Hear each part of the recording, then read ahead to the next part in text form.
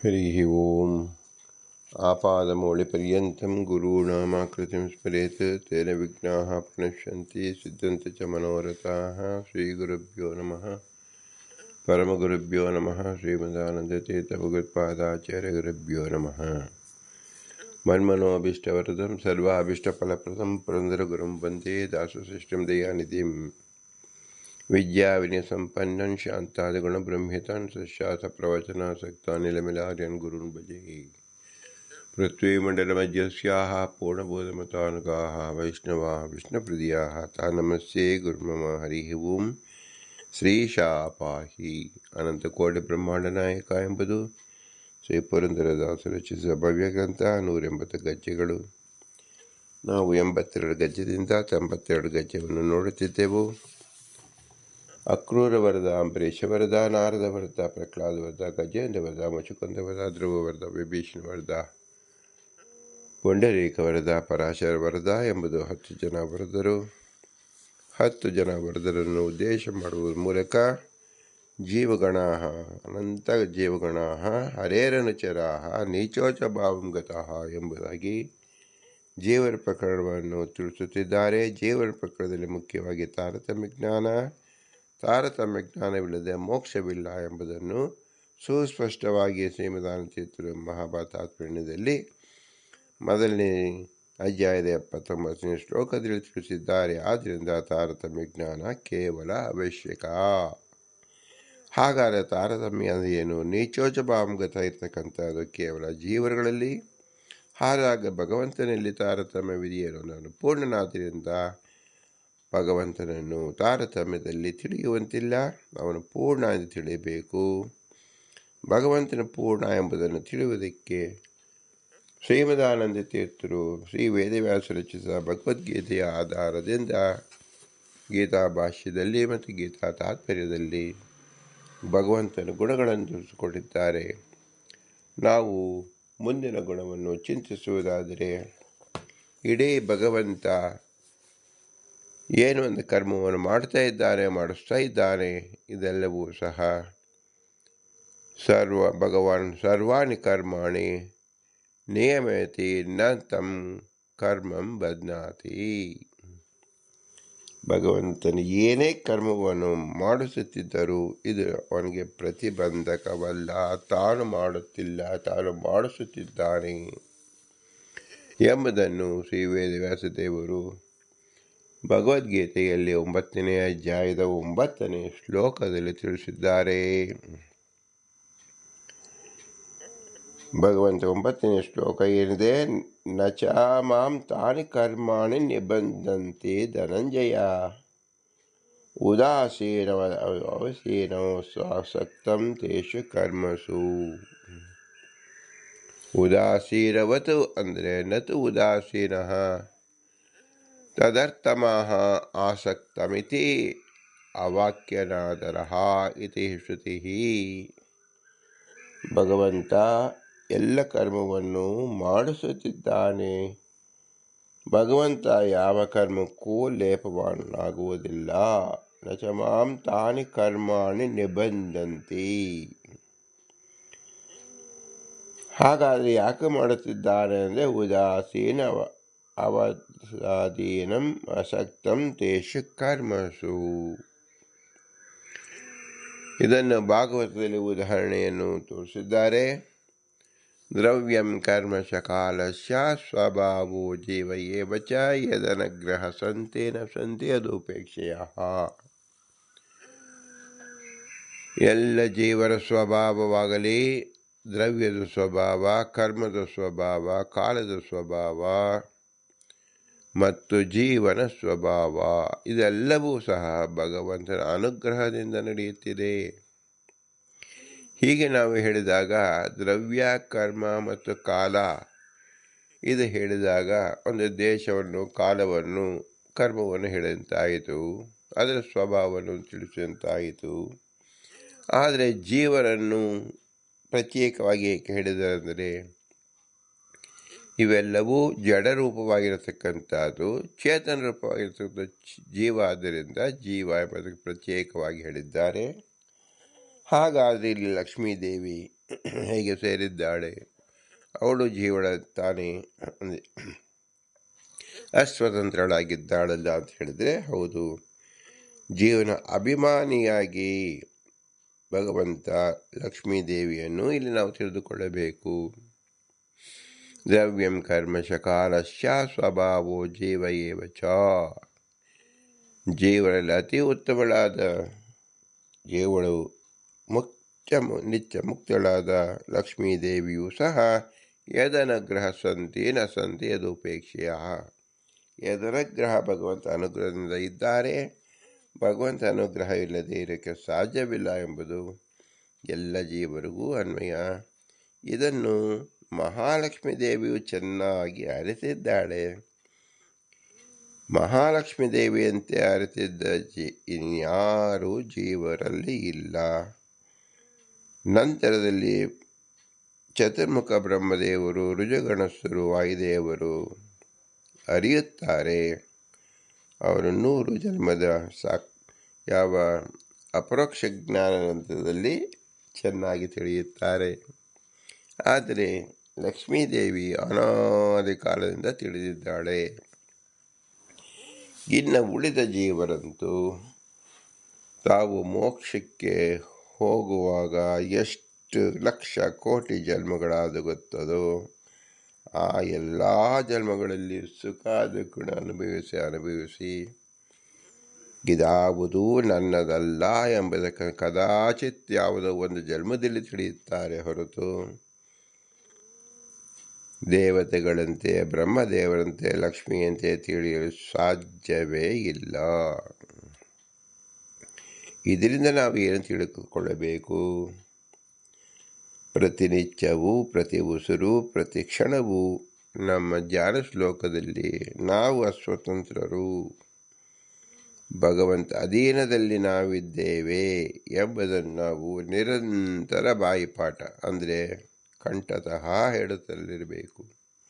ಯಾಕೆ ಕಂಠತಃ ಹೇಳಬೇಕು ಅಂದರೆ ನಿರಂತರ ಅಭ್ಯಾಸದಿಂದ ಮಾತ್ರ ಆ ಶಬ್ದವನ್ನು ನಾವು ಹಚ್ಚಿಕೊಂಡಾಗ ಅದು ಯಥಾರ್ಥವನ್ನು ತಿಳಿಸಿಕೊಡುತ್ತದೆ. ಮನುಷ್ಯರಲ್ಲಿ ಅಜ್ಞಾನ ಪ್ರಚುರ ಜ್ಞಾನಂ ಅಯೋಗಿ ಜ್ಞಾನ ಲಕ್ಷಣಂ. ಅಜ್ಞಾನವೇ ಹೆಚ್ಚಾಗಿ ಕುಳಿತಿರೋದ್ರಿಂದ ನಾನು ಭಗವದಧೀನ, ನಾನು ಅಸ್ವತಂತ್ರ ಎಂಬತಕ್ಕಂಥದ್ದನ್ನು ನಿಯಮೇನ ಬಲಾತ್ಕಾರವಾಗಿ ನಾವು ಅಂದುಕೊಳ್ಳುತ್ತಿದ್ದರೆ ಮಾತ್ರ ಅಜ್ಞಾನದ ಆವರಣದಿಂದ ನಾವು ಹೊರಗೆ ಬರಲು ಸಾಧ್ಯ. ಆದರೆ ಈ ಆವರಣ ಎಂಬತಕ್ಕಂಥದ್ದು ಲಕ್ಷ್ಮೀದೇವಿಗೆ ಇಲ್ಲವೇ ಇಲ್ಲ. ಬ್ರಹ್ಮದೇವರಿಗೆ ದಗ್ಧ ಪಟಾಯಮಾನವಾಗಿರುವುದರಿಂದ ಅವರು ಸೂಕ್ಷ್ಮಗ್ರಾಹಿಗಳಾಗಿ ಅತಿ ಶೀಘ್ರವಾಗಿ ತಿಳಿದುಕೊಂಡಿದ್ದಾರೆ. ನಮಗೆ ಇತರ ಎಲ್ಲ ಜೀವರುಗಳಿಗೆ ಅತಿ ಸ್ಥೂಲವಾದ ಶರೀರ ಇರುವುದರಿಂದ ಇದೇ ಮುಖ್ಯ ಆವರಣವಾಗಿದೆ. ಸ್ಥೂಲ ಶರೀರ, ನಂತರ ಸೂಕ್ಷ್ಮ ಶರೀರ, ನಂತರ ನಿರುದ್ಧ ಶರೀರ, ನಂತರ ಲಿಂಗ ಶರೀರ, ಇವೆಲ್ಲವೂ ಸಹ ನಮಗೆ ಆವರಣವಾಗಿದೆ. ಈ ಆವರಣದಿಂದ ನಾವು ಅಸ್ವತಂತ್ರರು ಎಂಬುದನ್ನೇ ನಾವು ಮರೆತಿದ್ದೇವೆ. ಆದ್ದರಿಂದ ಎಲ್ಲಿ ತನಕ ನಮಗೆ ಲಿಂಗದೇಹ ಭಂಗವಾಗುವುದಿಲ್ಲವೋ ಅಲ್ಲಿ ತನಕ ನಾವು ನಿರಂತರ ಅಭ್ಯಾಸ ಮಾಡಬೇಕಾದದ್ದು ಒಂದು ಮಂತ್ರ, ಅಸ್ವತಂತ್ರ ನಾವು ನಿತ್ಯರಾದು ನಾವು ಭಗವಂತನ ಅಧೀನ ಎಂಬುದನ್ನು ತಿಳಿದುಕೊಳ್ಳಬೇಕು. ಆದ್ದರಿಂದಲೇ ಇದರ ಭಾಗವತದಲ್ಲಿ ಶ್ರೀ ವೇದವ್ಯಾಸದೇವರು ತಿಳಿಸಿಕೊಟ್ಟಿದ್ದಾರೆ. ಯಸ್ಯಾಸಕ್ತೇವ ಕರ್ಮ ಸರ್ವಕರ್ಮ ಶಕ್ತಿ ಕುತಸ್ತಸ್ಯ ಸರ್ವಕರ್ಮ ಬಂಧಃ ಇತಿ ಭಾವಃ. ನಮಗೆ ಎಲ್ಲ ಕರ್ಮದಿಂದ ಬಂಧಕ ಯಾಕಾಗಿದೆ, ಆವರ್ಕ ಯಾಕಾಗಿದೆ ಎಂದರೆ ಎಲ್ಲಿ ತನಕ ನಾವು ಭಗವಂತ ಅಧೀನ ಎಂದು ತಿಳಿದುಕೊಳ್ಳುವುದಿಲ್ಲವೋ ಈ ತಿಳಿದುಕೊಳ್ಳುವುದೇ ಇರತಕ್ಕಂಥ ಅಜ್ಞಾನವೇ ನಮಗೆ ಮುಖ್ಯ ಆವರಕ ರೂಪ, ಬಂಧಕ ರೂಪ. ಇದನ್ನು ನಾವು ಶಾಸ್ತ್ರದಿಂದ ತಿಳಿದು ಕಾಯಿಕ, ವಾಚನಿಕ, ಮಾನಸಿಕವಾಗಿ ನಾವು ಅಭ್ಯಾಸ ಮಾಡುತ್ತಬೇಕು.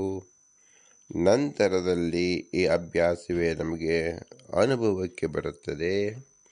ಅನುಭವಕ್ಕೆ ಬಂದಾಗ ನಮ್ಮ ಇಚ್ಛಾವರಣ ಎಂಬತಕ್ಕಂತಹದ್ದು ಹರಿದು ಹೋಗುತ್ತದೆ. ಭಗವಂತ ಹರಿಸುತ್ತಾನೆ.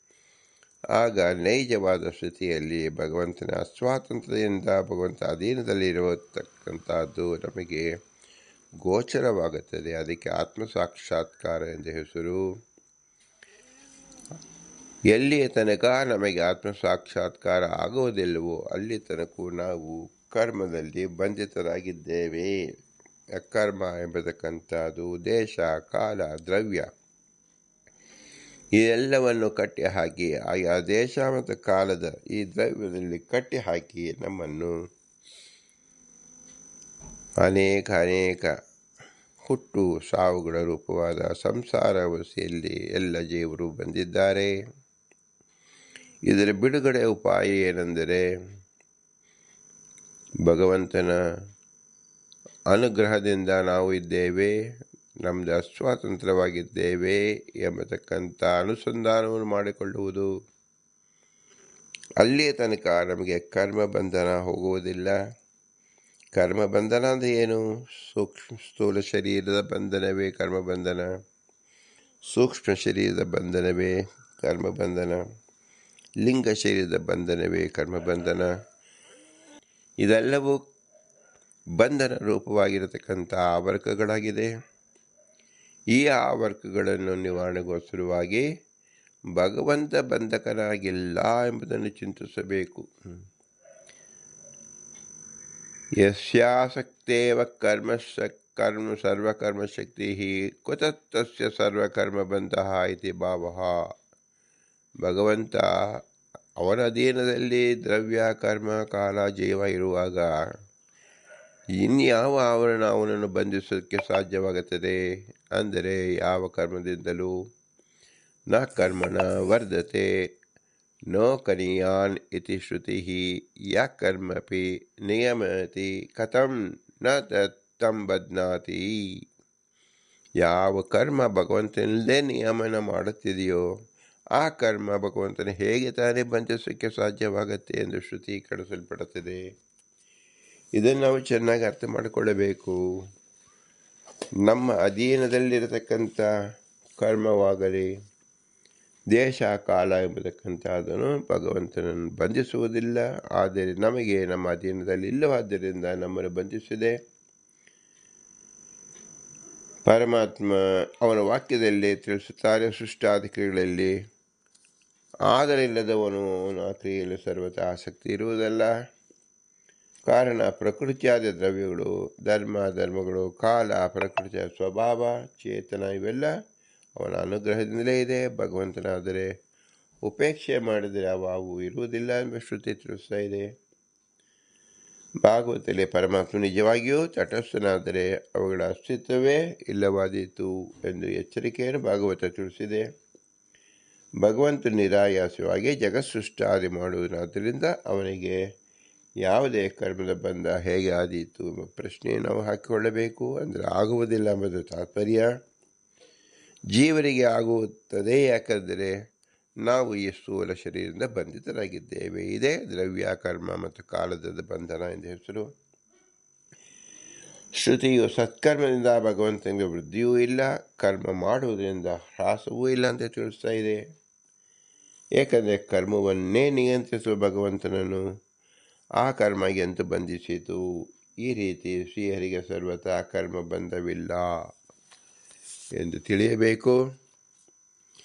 ಎಲ್ಲಿಯ ತನಕ ನಾವು ಭಗವಂತನಿಗೆ ಬಂಧಕವಾಗಿಲ್ಲ ಎಂಬುದನ್ನು ತಿಳಿಯುತ್ತೇವೆಯೋ ಅದು ಭಗವಂತ ಪ್ರೀತನಾಗಿ ತನ್ನ ಪರಮಾಚ್ಛಾದಿಕ ಎಂಬತಕ್ಕಂಥ ಅಳಿಸುತ್ತಾನೆ. ಅಂದರೆ ಅವನು ಸ್ವತಂತ್ರ ಎಂಬುದನ್ನಾಗಿ ತೋರಿಸುತ್ತಾನೆ. ಎಲ್ಲಿಯ ತನಕ ನಾವು ಬಂದಿಗಳಾಗಿದ್ದೇವೆ ಇದು ಭಗವಂತನ ಅನುಗ್ರಹದಿಂದಲೇ, ಇದು ಉಪೇಕ್ಷೆಯಿಂದಲೇ ಆಗಿದೆ ಎಂಬುದನ್ನು ತಿಳಿಯುತ್ತೇವೆಯೋ ಅದು ಜೀವಾಚ್ಛಾದಿಕ ರೂಪವಾಗಿದೆ. ನಾವು ಅನುಸಂಧಾನ ಪೂರ್ವಕವಾಗಿ ಈ ಪ್ರಾರ್ಥನೆಯನ್ನು ಸಲ್ಲಿಸಿದಾಗ ಆ ಜೀವಾಚಾರಕವನ್ನು ದೂರ ಸರಿಸುತ್ತಾನೆ, ಹರಿದು ಬಿಡುತ್ತಾನೆ. ಹರಿಯ ಇಚ್ಛಾ ಅಂದರೆ ಭಗವಂತ ತಾನು ಯಾವುದಕ್ಕೂ ಬಂಧಕವಲ್ಲ ಎಂಬತಕ್ಕಂಥದ್ದನ್ನು ದೂರ ಸರಿಸುತ್ತಾನೆ. ಬಂಧಕ ಎಂಬತಕ್ಕಂಥ ದೂರ ಸರಿಸುತ್ತಾನೆ, ಬಂಧಕವೆಲ್ಲ ಅಲ್ಲ ಎಂಬುದು ಪ್ರಕಟವಾಗುತ್ತದೆ. ಇದು ಎರಡು ರೀತಿಯ ಆವರಣದ ವಿಯೋಗವಾಗುತ್ತದೆ ಎಂಬುದನ್ನು ತಿಳಿಯಬೇಕು. ಆಗ ಜೀವರು ಸ್ವರೂಪದಿಂದ ಭಗವಂತನ ಸ್ವರೂಪವನ್ನು ನೇರವಾಗಿ ತಿಳಿಯುವುದರಿಂದ ಉತ್ತಮ ಜೀವರು ಅವರ ಸ್ವರೂಪದಲ್ಲಿ ಶುದ್ಧರೇ ಆಗಿರುವುದರಿಂದ ಶುದ್ಧನಾದ ಭಗವಂತನನ್ನು ಅತಿ ಸ್ಪಷ್ಟವಾಗಿ ಕಾಣುತ್ತಾರೆ. ಇದು ಬಿಂಬೋಪಾಸನೆ ಎಂಬುದು. ನಮಗೆ ಬಿಂಬ ನಮ್ಮೊಳಗೆ ಇದ್ದರೂ ಸಹ ಅವನು ಬಂಧಿತನಾಗಿಲ್ಲ, ಜೀವರು ಬಂಧಿತರಾಗಿದ್ದೇವೆ. ಆದ್ದರಿಂದ ನಮ್ಮ ಜೊತೆಯಲ್ಲೇ ಬಿಂಬನಿದ್ದರೂ ಸಹ ನಮಗೆ ಅವನು ಗೋಚರವಾಗುತ್ತಿಲ್ಲ. ನಮ್ಮ ಆವರಕದ ನೆಪದಿಂದ ನಮಗೆ ಸ್ಥೂಲ ಶರೀರವೆಂಬುದೇ ಮೊಟ್ಟ ಮೊದಲನೇ ಆವರಣ. ನಾವು ಹೊರಗಡೆಯಿಂದ ಬಂದಾಗ ನಂತರದಲ್ಲಿ ಸೂಕ್ಷ್ಮ ಶರೀರದ ಆವರಣ, ಅನಿರುದ್ಧ ಶರೀರದ ಆವರಣ, ಲಿಂಗ ಶರೀರದ ಆವರಣ. ಮೊಟ್ಟ ಮೊದಲಿಗೆ ನಾವು ಸೂಕ್ಷ್ಮ ಶರೀರದ ಆವರಣವನ್ನು ಕಳಚಿಕೊಳ್ಳುವುದು ಹೇಗೆ ಎಂದರೆ, ಈ ಶರೀರದಿಂದ ನಾವು ಜೀವರು ಭಿನ್ನರಾಗಿದ್ದೇವೆ ಅಂತ ಅತಿ ಸ್ಪಷ್ಟವಾಗಿ ತಿಳಿಯುವಿಕೆಂದು ಸಾಧ್ಯವಾಗುತ್ತದೆ. ಈ ದೇಹ ನಿಮಿತ್ತವಾಗಿ ಬಂದಂಥ ಸುಖ ದುಃಖವಾಗಲಿ ತನ್ನದಲ್ಲ ಎಂಬುದನ್ನು ನಾವು ತಿಳಿಯಬೇಕು. ಇದು ಸಾಧ್ಯವಾಗುವುದು ಈ ದೇಹದ ಡಿಟ್ಯಾಚ್ಮೆಂಟ್ ಅಂದರೆ ಅಭಿಮಾನವನ್ನು ಕಳೆದುಕೊಂಡಾಗ ಮಾತ್ರ. ಎಲ್ಲ ಕಾರಣಕ್ಕೂ ಅಂದರೆ ಸಂಸಾರವೆಂಬ ಮಹಾವ್ಯಾಧಿಗೆ ಬಹುದೊಡ್ಡ ಮದ್ದು ಔಷಧ ಎಂದರೆ ಅಭಿಮಾನ ತ್ಯಾಗ. ಯಾವುದರಿಂದ ಅಭಿಮಾನ ತ್ಯಾಗ ಮಾಡಬೇಕು? ನಮ್ಮ ಬಾಹ್ಯ ಶರೀರದಿಂದ ಜೀವ ಪ್ರತ್ಯೇಕನಾಗಿದ್ದಾನೆ ಎಂಬ ತಿಳುವಳಿಕೆಯೇ ಅಭಿಮಾನ ತ್ಯಾಗವಾಗಿದೆ. ನಾವು ಮನೆಯೊಳಗೆ ಇದ್ದಾಗ ನಾವು ಮನೆಯಲ್ಲ ಎಂಬುದು ನಮಗೆ ತಿಳಿದಿದೆ. ಅದರಂತೆ ನಾವು ಈ ದೇಹದೊಳಗಿದ್ದಾಗ ಈ ದೇಹ ನಾನಲ್ಲ ಎಂಬುದನ್ನು ತಿಳಿದುಕೊಳ್ಳಬೇಕು. ಅದಕ್ಕೋಸ್ಕರವಾಗಿ ನಾವೆಲ್ಲ ಮನೆಯನ್ನು ಕಟ್ಟಿಕೊಂಡಿದ್ದೇವೆ. ಎಲ್ಲರಿಗೂ ಅರಿವಿದೆ, ನಾವು ಮನೆಯಲ್ಲ, ನಾವು ಇಟ್ಟಿಗೆಯಲ್ಲ, ನಾವು ಮಣ್ಣಲ್ಲ, ನಾವು ಸಿಮೆಂಟ್ ಅಲ್ಲ, ನಾವು ಕಟ್ಟಿಗೆಯಲ್ಲ, ನಾವು ಕಬ್ಬಿಣವಲ್ಲ, ನಾವು ಲೈಟ್ ಅಲ್ಲ, ನಾವು ತಂತಿಯಲ್ಲ. ಇದೆಲ್ಲವನ್ನೂ ಕ್ರೋಢೀಕರಿಸಿರ್ತಕ್ಕಂಥದ್ದು ಮನೆಯಾಗಿದೆ. ನಾವು ಮನೆ ಒಳಗಡೆ ಇರತಕ್ಕಂಥವರು ಎಂಬುದು ಸ್ಪಷ್ಟ ಜ್ಞಾನ ಪ್ರತಿಯೊಬ್ಬರಿಗೂ ಇದೆ. ಅದನ್ನೇ ನಾವು ಈ ದೇಹವೆಂಬ ಮನೆಯನ್ನು ತಿಳಿದುಕೊಂಡಾಗ ಅಭಿಮಾನ ತ್ಯಾಗ ಎನಿಸಿಕೊಳ್ಳುತ್ತದೆ. ನಮಗೆ ಕಣ್ಣಿದೆ, ಕಾಲಿದೆ, ಕಿವಿ ಇದೆ, ಸಕಲ ಇಂದ್ರಿಯಗಳು ಮನೆಯಲ್ಲಿ ಉಪಕರಣದಂತೆ ಈ ದೇಹಕ್ಕೆ ಇದೆ. ಇದಾವುದು ನನ್ನದಲ್ಲ, ನಾನಲ್ಲ ಎಂಬುದೇ ಅಭಿಮಾನ ತ್ಯಾಗ. ನಾವು ಮನೆಯಲ್ಲಿ ವಾಸ ಮಾಡುತ್ತೇವೆ. ಬಿಸಿಲಿನ ತಾಪದಿಂದ ಶಾಂತಿಯನ್ನು ಹೊಂದುತ್ತೇವೆ. ಮಳೆಯ ನೆನೆಯುವುದಕ್ಕಿಂತ ಪಾರಾಗುತ್ತೇವೆ, ಗಾಳಿಯಿಂದ ಪಾರಾಗುತ್ತೇವೆ. ಇದೆಲ್ಲವನ್ನು ನಾವು ಸೌಕರ್ಯವನ್ನು ನಾವು ಪಡೆಯುತ್ತೇವೆ. ಅದರಂತೆ ಬೆಳಗಿನ ಮಧ್ಯಾಹ್ನ, ಸಾಯಂಕಾಲ, ರಾತ್ರಿಯ ಈ ಬದಲಾವಣೆಗಳು ಈ ದೇಹದಲ್ಲಿ ನಾವು ಕಾಣಿಸಿಕೊಳ್ಳುತ್ತೇವೆ. ಹಸಿವೆ, ಬಾಯಾರಿಕೆ, ನಿದ್ರೆ, ಆಲಸ್ಯ ಮುಂತಾದವುಗಳು ನಮಗೆ ದೇಹಕ್ಕೆ ಆಗುತ್ತದೆ. ಹೇಗೆ ನಮಗೆ ಹೊರಗಡೆ ರಾತ್ರಿಯ ಹಗಲು ಬೆಳಗು ಆಗುವಂತೆ, ನಿದ್ರೆ ಆಹಾರಗಳಂತೆ ಈ ದೇಹಕ್ಕೆ ಆಗುವಂತೆ ನಾವು ತಿಳಿದಾಗ, ಮನೆ ಒಳಗಡೆ ಇದ್ದಾಗ ದೀಪವನ್ನು ಹಚ್ಚಿಕೊಂಡು ಕತ್ತಲೆಯನ್ನು ಕಳೆಯುವಂತೆ, ಬೆಳಗಿನ ಕಾಲದಲ್ಲಿ ಹೊರಗೆ ಓಡಾಡುವಂತೆ ಈ ಶರೀರವನ್ನು ನಾವು ಉಪಯೋಗಿಸಿಕೊಳ್ಳಬೇಕು. ಶರೀರವೇ ನಾವು ಎಂದು ತಿಳಿದಾಗ ಅದರ ಅಭಿಮಾನದಿಂದ ನಮಗೆ ಈ ಸಂಸಾರ ಬಂಧನವಾಗುವುದೇ ಇಲ್ಲ. ಹಸಿವೆ, ಬಾಯಾರಿಕೆ ಯಾವುದೇ ಆದರೂ ಸಹ ಇದು ಕರ್ಮ ನಿಮಿತ್ತವಾಗಿ ಆಗಿದೆ ಎಂಬುದನ್ನು ನಾವು ಅರಿತುಕೊಂಡಾಗ ಅದರಿಂದ ನಾವು ತ್ಯಾಗವನ್ನು ಬಯಸುತ್ತೇವೆ. ಅದಕ್ಕೆ ಹೆಸರು ಅಭಿಮಾನ ತ್ಯಾಗ ಅಂತ ಹೆಸರು. ಅದರಿಂದ ಡಿಸ್ಟೆನ್ಸ್ ನಾವು ಮೇಂಟೈನ್ ಮಾಡುತ್ತೇವೆ ಅಂತ ಏನು ಹೇಳುತ್ತೇವೆಯೋ ದೂರ ಇರಲು ಬಯಸುತ್ತೇವೆ.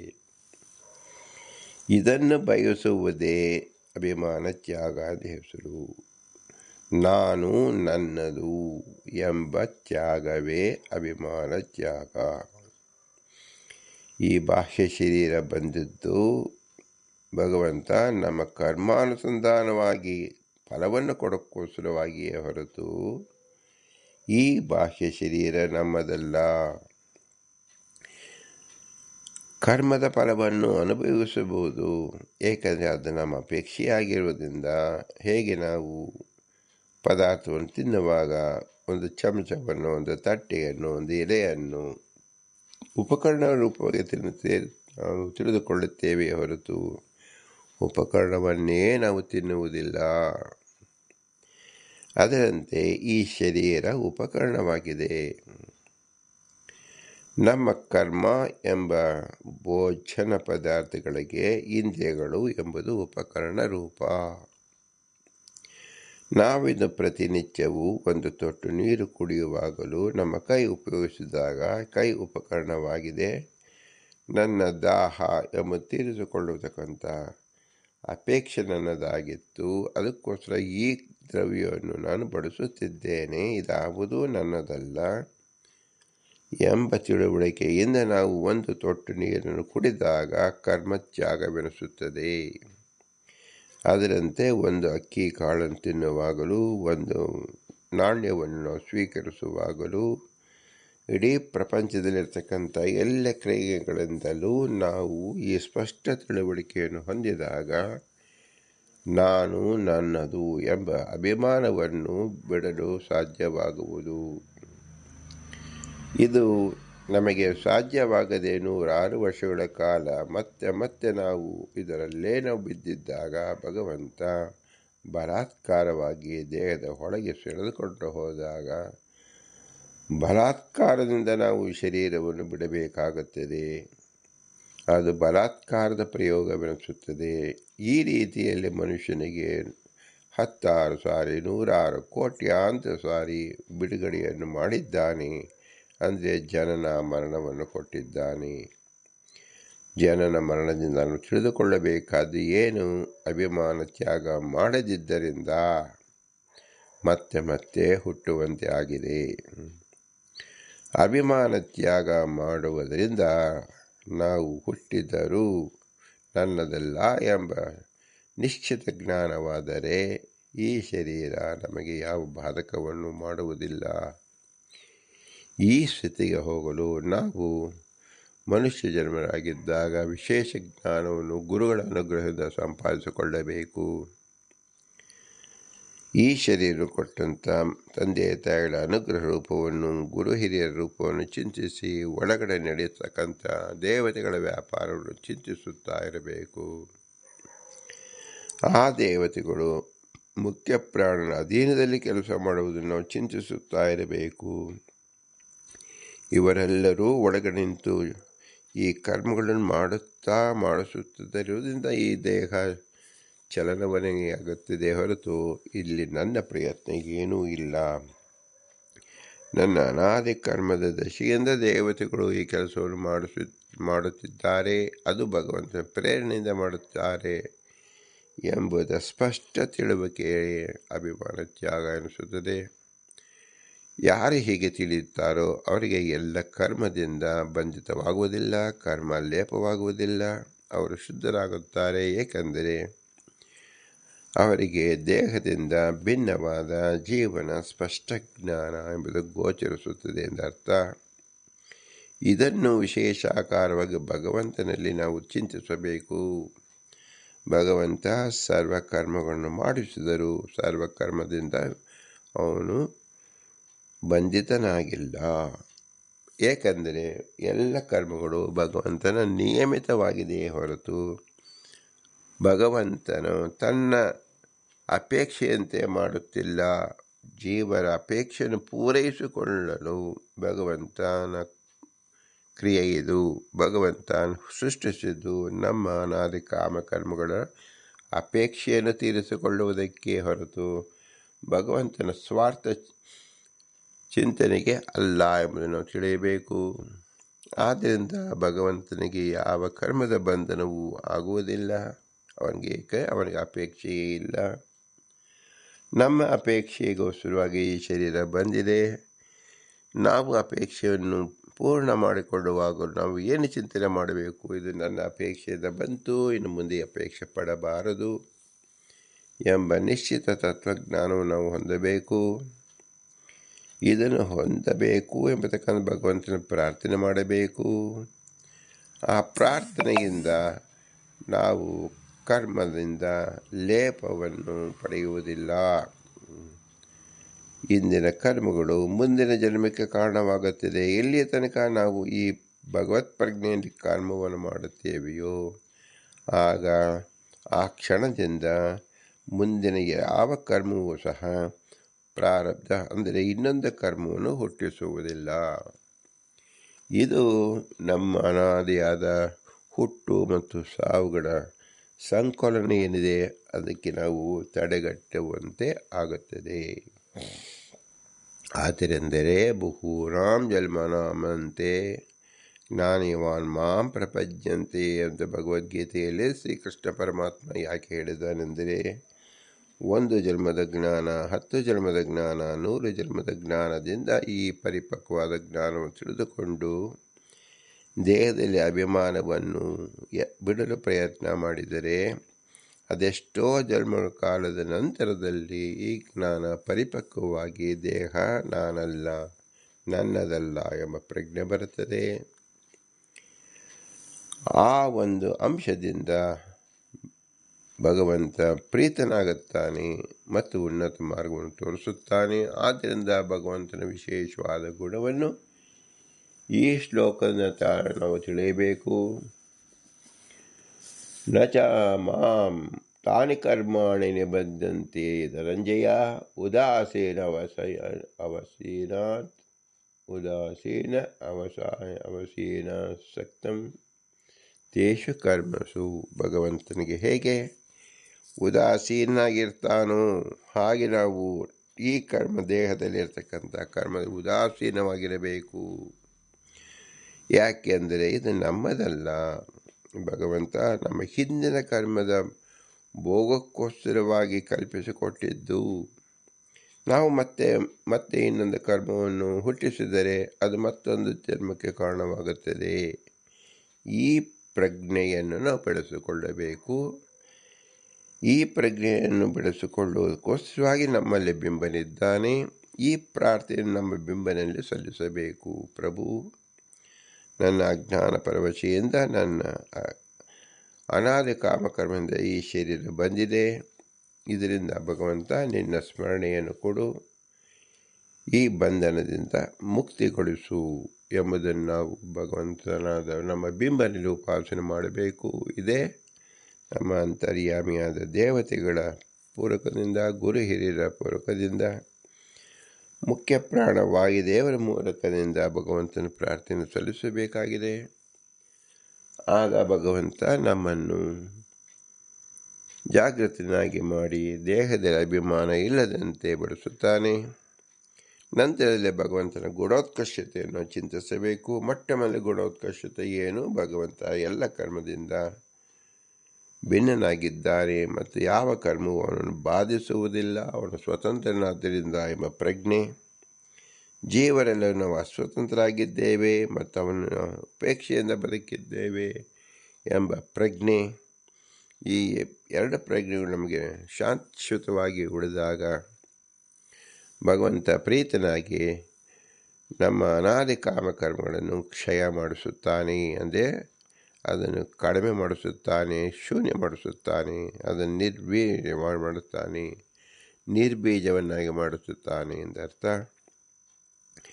ಇದಕ್ಕೋಸ್ಕರವಾಗಿ ನಮ್ಮ ಬಿಂಬೋಪಾಸನೆ ಇರುವುದು.